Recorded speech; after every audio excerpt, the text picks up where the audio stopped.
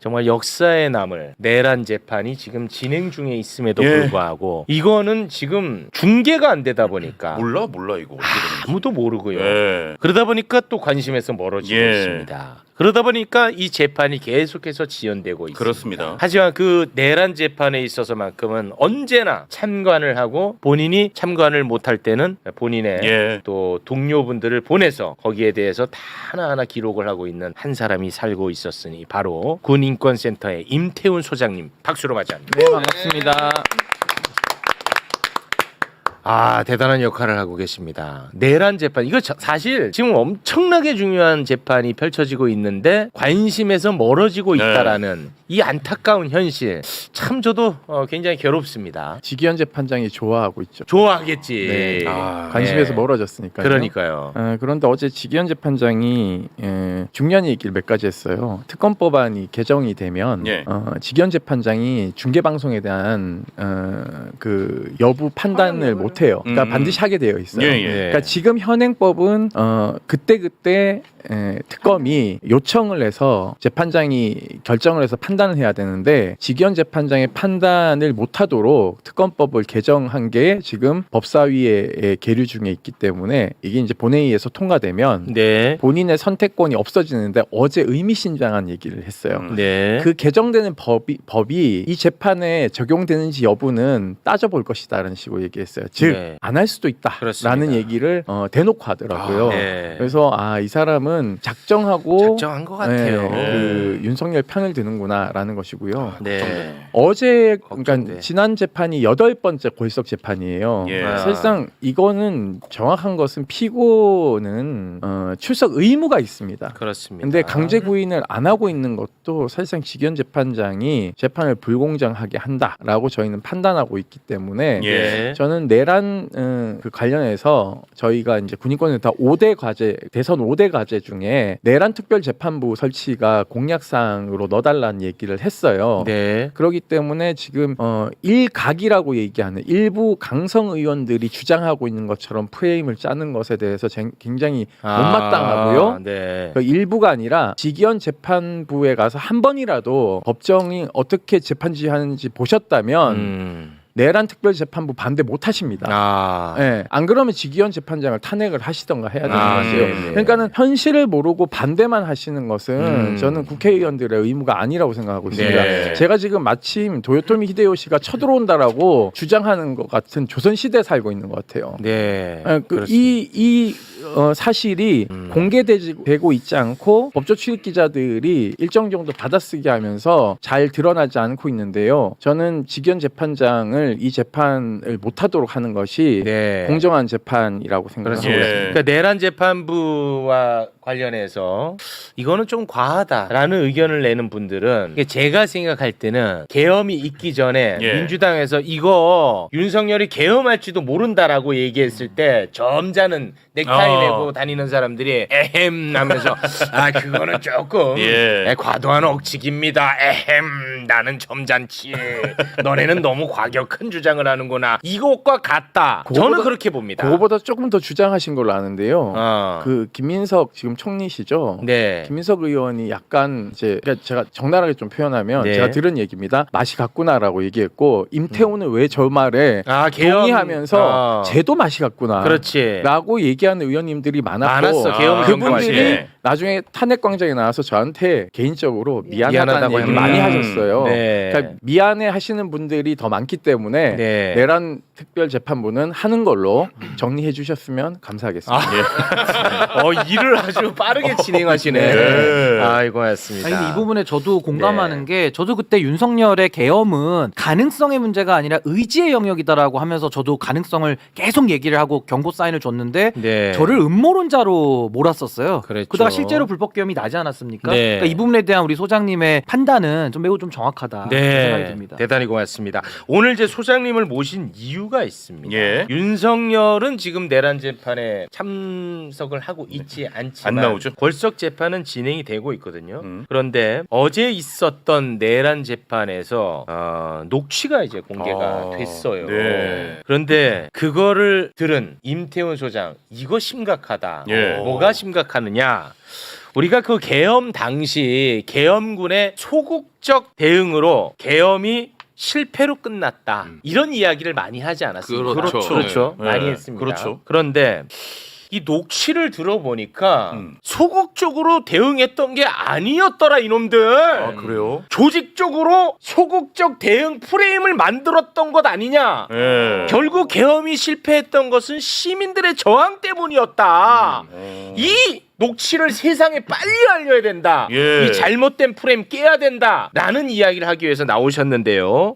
내란 재판에서 어떤 녹취가 공개가 됐는지 몇 개 살펴보도록 하겠습니다. 네, 이전에 있던 거와 어제 나왔던 거 좀 디테일까지 다 살펴보도록 하겠습니다. 일단 이상현 제1공수 특전 여단장이 김형기 제1특전 대대장에게 의사당 본관으로 가서 지금 애들이 문 걸어 잠그고 의결하려고 하고 있대. 문짝 부숴서라도 다 끄집어내라. 그랬더니 김형기가 시민들이 너무 많이 때려서 못 들어가고 있습니다. 그랬더니 이상현이 문짝 부셔서 끄집어내. 그러니까 김형기가 여단장님 그냥 뚫고 들어가겠습니다. 야 가자 일로 와. 이 녹취가 나왔고. 예. 자 그리고 그 다음을 한번 보면요. 너 뒤로 해. 이거는 이제 이 특전 대대장이 반효민 대대장에게 야 너 뒤로 해서라도 넘어가. 의사당에 들어가는 의원들 끄집어내서라도 막아라. 들어가서 문짝 부셔서라도 의원들 끄집어내라. 그랬더니 반효민은 네 알겠습니다. 단결까지 외쳤다. 예. 예. 자 야, 예, 그리고요. 하나 더 있는데요. 네네. 요거. 자, 김영기랑 또 통화를 하면서 김영기가 다시 전화를 해서 지금 강행 돌파를 할지 지금 지침 좀 받으려고 전화 드렸습니다. 라고 하니까 차 안에 같이 있던 안효영 작전 참모가 기다리고 있었어요. 아무 말이 없자 김영기가 여단장님 그냥 뚫고 들어가겠습니다. 라고 하자 이상현이 뚫고 들어가봐. 라고 지침을 내린 것까지 네. 녹취로 나온 겁니다. 뭐 비슷한 내용이 그 전에도 나오긴 했습니다. 그렇죠. 이번에 조금 더 나온 건데 사실 이상현 여단장 같은 경우에는 국회에 나와서 눈물로 호소를 한 적이 있어요. 그래서 그때 프레임이 많이 바뀌었어요. 야 이상현은 좋은 사람이다. 이상현 건들지 마라. 이런 분위기가 좀 있었는데 예. 그때 눈물로 호소했던 이상현의 모습을 다시 보면 이 녹취를 우리가 이제 알게 됐죠. 예. 요 녹취를 안 상태에서 보면은 정말 가증스럽게 느껴질 텐데요. 함께 보시죠. 비상계엄이 선포되고 국회와 민주당사를 났지만 저희는 국지도발 또는 내란 사태로들 이해하고 출동을 했습니다. 현장에서 많은 지휘관과 우리 장병들이 이상하고 불법성을 나중에 제가 확인해서 작전을 중지하고 철수하게 되었습니다. 제 부하가 가족을 데리고 식사를 하러 가는데 기억난다. 주민이 그 딸한테 반란꾼 자식들아 꺼져라 라고 하면서 욕을 해서 그 딸이 집으로 들어갔다고 합니다. 그들에게 반란군 오명을 씌워주지 않았으면 좋겠습니다. 가증스럽다. 와. 소장님. 이 녹음 파일은요 원래 5월에 법정에서 검찰이 현출하려고 했습니다. 그런데 현출을 윤석열 측이 반대했어요. 나갔죠. 그러니까 사실은 현출이 됐어야 되는 거죠. 직원 재판장이 이래서 재판을 공정하게 하지 않는다는 겁니다. 네. 왜냐하면 진위 여부를 판단할 수 없다라는 식으로 얘기를 하면서 현출을 반대했습니다. 당시 5월이면 대선을 앞두고 있었기 때문에 대선에 영향을 미칠 거라고 판단한 정치적인 판단이 저는 있었다고 의심하고 있고요. 그래서 이걸 어떤 방식으로 들려주냐면요. 그 증인한테 이어폰 껴가지고 증인만 듣게 해요. 와 그래요? 네. 지기현이 진짜 문제야. 그러니까 앞에 조금 살짝 틀었다가 반발하니까 중단시키고 이어폰을 들으니까 사실 일부 언론에는 뭐 법정에서 울려 퍼졌다라고 하는데 조금 울려 퍼졌고 예. 나머지는 이어폰을 듣고 했고 와. 지난번 재판에서 이게 이제 음성 파일이 요 부분 있지 않습니까? 앞서 얘기한 부분 단결하는 이 부분이 슬로우로 해서 다시 한번 재현되기도 하고 해서 이 음성이 이제 공개됐고 예. 두 번째 얘기한 강행 돌파 부분은 네. 이미 진술에서 나오지만 디테일한 통화 내역은 지난 재판에 녹취록으로 화상에 띄운 것을 저희 그 상근 활동가가 받아친 거예요. 그러니까 이 증거라는 것이 제한적으로 직위원 재판장에 의해서 현출되는 것이 좌지우지되고 있는 것이 네. 저는 가장 큰 문제라고 그게 생각을 문제야. 하고 있습니다. 진짜 문제야. 왜냐하면 형사 재판에서 방어권 즉 내란범의 방어권이 일반 형사재판하고 동일시 취급됐다는 게 저는 우리 사법부의 판사들의 인식에 그렇습니다. 천박함이라고 생각합니다. 좋은 네. 표현입니다. 왜냐하면 이런 식이면은요 전범 재판, 뭐 히틀러 재판이라던가 유고 전범 재판도 다 이런 식으로 진행하진 않거든요. 그렇죠. 예를 들면 루안다 전범 재판 이런 것들은 증거 현출을 일반 형사 재판처럼 하지 않습니다. 예. 예, 그렇기 때문에 모든 사람들이 불법 계엄을 선포하는 걸 받고 계엄군이 아니에요. 정확하게 반란군입니다. 반란군이 의회를 전복시키려는 것을 실시간으로 봤는데 무슨 증거 현출이 더 필요하다는 건지 네. 저는 이 재판 자체가 12월 달에 끝나는 것도 웃긴다고 생각하고 있고요. 네. 매주 한 번 하고 있는 것도 정말 문제라고 생각하고 있습니다. 네. 특검 측에서 한 주에 2번 정도는 이 얘기를 해야 증인을 소화할 수 있다라고 판단하고 있음에도 불구하고 직연 이거 안 받아들이고 있고요. 네. 그리고 증인도 굉장히 늘어뜨려서 재판을 진행하고 있어요. 그러니까 하루에 2-3명을 할 수 있는데 예. 뭐 1명을 한다던가 한 1명을 이틀에 거쳐서 뭐 한다던가 이런 경우가 비일비재하고 있기 때문에 지연으로 봐야지. 저는 내란 특별재판부 빨리 설치해야 된다고 생각하고 네. 있습니다.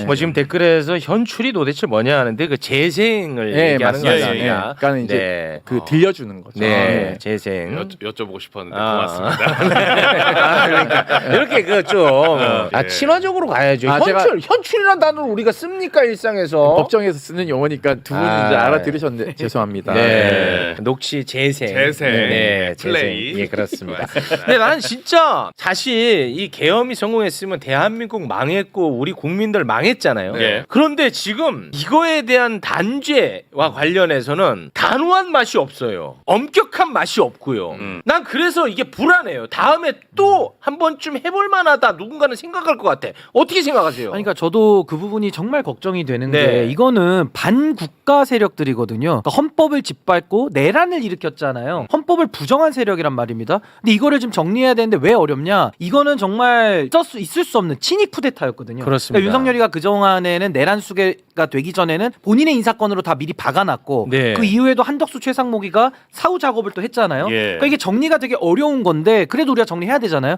그렇다면 지금 우리가 언론이든 또 권한을 갖고 있는 사람들이 헌법소의 의지를 여기서 보여야 되는 겁니다. 그렇지. 근데 그게 약하기 때문에 많은 국민들이 지금 불안해하시고 특히나 이 직위원이 지금까지도 정리가 안 된다는 건요. 이거는- 대한민국 사법부가 이건 부끄러운 일이에요. 그럼. 아니 우리가 무슨 윤석열이 그냥 임명했기 때문에라고 하지가 않잖아요. 직위원이 그동안에 구속 취소 인용 결정이라든지 아니면 특혜 베풀어 준 거 내지는 그 룸살롱 문제 해결하라고 수십 차례를 얘기해도 안 고치지 않습니까? 전혀 안 고쳐. 그래서 전 이 지경까지 온 거기 때문에 여기서 우리 국민들이 물러설 수는 없다. 네. 여기서는 반드시 이 내란의 이 씨앗들은 다 정리를 해버려야 된다고 생각합니다. 네. 야, 이 지원 친위 하나 쿠데타를 시민들이 제압한 거잖아. 이거 엄청난 기적이거든. 그렇죠. 그럼 그 다음에는 시스템에 의해서 뭔가 좀 단호한 맛, 엄격한 맛을 보여줘야 되는데, 야 이렇게 가면은 다음에 누군가가 야 우리가 좀 야무지게 하면 한 번 정도 쿠데타 해볼 만하지 않아라고 생각할까봐 내가 그게 지금 너무 화가 나는 거예요. 민기적거리고. 예. 그리고 내란 특별 재판부가 왜 필요하냐면요.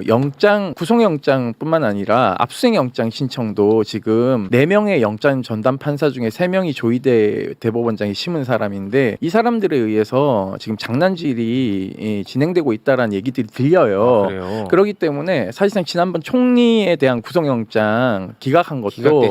되게 말이 안 돼. 웃기는 얘기거든요. 말이 안 돼. 그러면은 그 친위 쿠데타에 대한 판례가 없으면 모두 불구속 재판을 해야 되냐 이 논리하고 같은 얘기인 거예요. 그렇습니다. 저는 이 말장난이 있는 것이고 그리고 내란 특검도 지금 세게 못 나가고 있는 것은 영장 전담 판사들이 길목을 차단하고 있기 때문에 네. 직위원 재판장하고 2명이 네. 사실 특검의 수사와 기소나 이런 것들을 저는 방해하고 있다고 생각하고 있습니다. 그 그렇습니다. 정점에 조희대 대법원장이 있고 예. 조희대 대법원장은 내란의 그날 밤에 군사법원 재판사무를 어떻게 지원하려고 했는지에 대한 부분을 오. 밝혀야 돼요. 나오게 있어? 아, 그러니까 밝혀야 된다고? 밝혀야 되죠. 왜냐하면 모였고 재판사무 지원을 위해서 회의를 했습니다. 그렇기 때문에 그것에 대한 것이 어떻게 진행됐는지를 저희가 모르고 있지 않습니까? 그렇습니다. 그러니까 내란 특검 입장에서는요. 네. 제가 내란 특검이면 네. 조희대 대법원을 압수수색 영장을 신청을 할 것 같아요. 해야죠 당연히. 조이대를. 네, 조이대 대법원장에 와. 대한 대법원에 대한 압수수색 영장을 신청하고 대단한데. 아니면 자료 제출을 자진으로 하게끔 만들던가 해야 되는 거죠. 뭐 사법부 존중이라는 미명하에 한다면. 네. 근데 내란 특검도 고심일 것 같아요. 과연 대법원이나 대법원장에 대한 압수영장을 영장 전담 재판부에 신청하면 이게 몰래 신청하는 거거든요. 그거 안 나오지. 네, 안 나올 가능성이 높죠. 그렇기 안 때문에 나와. 지금 조은석 특검 입장에서는 이러지도 그렇습니다. 저러지도 못하는 상황이다라고 네. 판단하고 아니 근데 있습니다. 여기에 대해서는 사실 과거에 양승태 대법원장을 비롯한 판사들에 대한 이 사법농단 수사했던 우리가 기억을 갖고 있잖아요. 더 나아가서 대한민국 의전서열 1위가 대통령입니다. 국민이 다 뽑은 사람이거든요. 그 사람도 탄핵하고 구속시키는 이 나라에서 의전서열 3위에 불과한 대법원장에 대해 가지고 성역을 만들어주고 범죄 혐의가 드러나도 그렇지. 우리가 눈 감아준다는 거는 있을 수가 없다. 예. 저는요 윤석열이 임명한 조이대 대법원에서 윤석열이란 내란 수계를 재판한다는 이 모순 자체가 좋았다. 이거 정말 우리 국민들이 받아들일 수도 없고요. 그리고 조이대가 가만히 있었냐고요. 그때 대선 때 그렇지. 사법의 정치화로 본인들이 법봉 들고 정치 한복판에 자기 스스로 들어왔잖아요. 그러니까 이거를 어떻게 우리가 이미 드러난 마당에 들키지나 말지. 그렇지, 좋았다. 들켰는데 우리가 어떻게 이걸 그냥 넘어갑니까? 예. 그러니까 이게 굉장히 심각한 문제입니다. 이게 어디랑 지금. 연결되냐면 박정훈 대령도 연결돼요. 어떻게 연결되냐? 그 계엄이 발동하면 군사법원을 재판사무 지원을 해야 되잖아요. 그 군사법원이 국방부 중앙군사법원입니다. 그러니까 복귀해 보시면 오늘 이제 단독 보도가 나왔지만 박정훈 대령을 구속영장 청구 전에 체포영장 2번 청구했다는 사실이 드러났어요. 네네. 그러니까 그 당시에 최상병 수사 외압에 정점이 있는 박 대령을 체포해서 네. 입막음하려고 시도한 네. 것이고 박정훈 대령의 영장을 기각한 군판사 네. 그리고 박정훈 대령의 무죄 준 군판사 네. 이 사람들을 윤석열이 방첩사령관에게 지시해서 다 뒷조사해서 제거하려고 하지 않았습니까? 그러니까 이런 것들하고 다 연결되는 지점이 있는지를 들여다봐야 되는데 그렇습니다. 지금 그게 안 되고 있고 저는 이 내란 세력들이 군에서도 암약하고 있는 것이 인사 문제로 장난질을 하는데요. 네. 지난번 중령 진급자들 중에서 일부를 그 저희가 얘기죠. 발표했지만 우리 영희 씨가 그 또 네. 바로 연락했어요. 네. 예. 그런데 문제는 제가 여기서 얘기 못한 게 군 법무관들도 진급을 심사를 태웠어요 이번에 소령에서 중령으로. 예. 근데 이 군 법무관 중에서요 지금 특검에 파견 가 있는 군 검사는 진급에서 제외시켰습니다. 왜? 비육사니까요. 그러니까 이런 식으로 보복하는 거예요. 예, 육사 출신 군 법무관들이 이번에 다 진급했어요.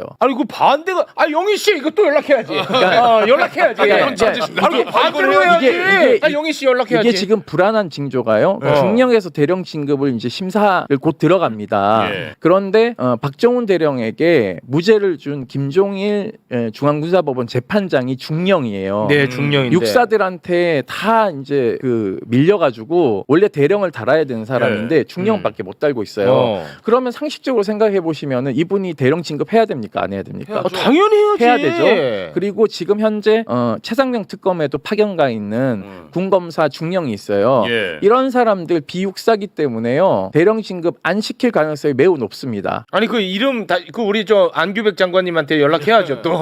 네. 그래서 저는 이게 내란 세력이 오히려 내란을 종식하려고 하고 심판하려고 하는 사람들. 지금 그 김종일 재판장 같은 경우에는 군인 내란범들을 다 재판을 하고 계시는 분이세요.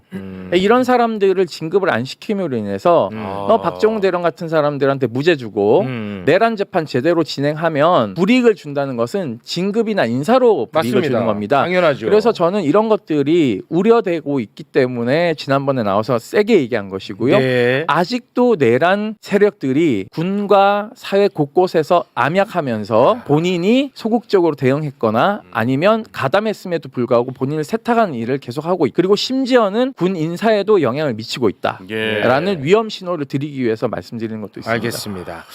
자 그러면 우리 소장님과는 여기서 인사를 또 나누도록 하겠습니다. 그리고 제가 한 가지 청이 있는데요. 군인들이 지금 요 사이에 한 3명 정도 사망하지 않았습니까? 근데 작년 한 해만 해도 97명이 사망을 했어요. 근데 지난번에도 한번 말씀드렸지만 홍정기 일병 예. 판결을 엉터리로 한 이 재판부도 저는 문제라고 생각하는데 국민동의 청원이 지금 10,000명도 채 안 되고 있어요.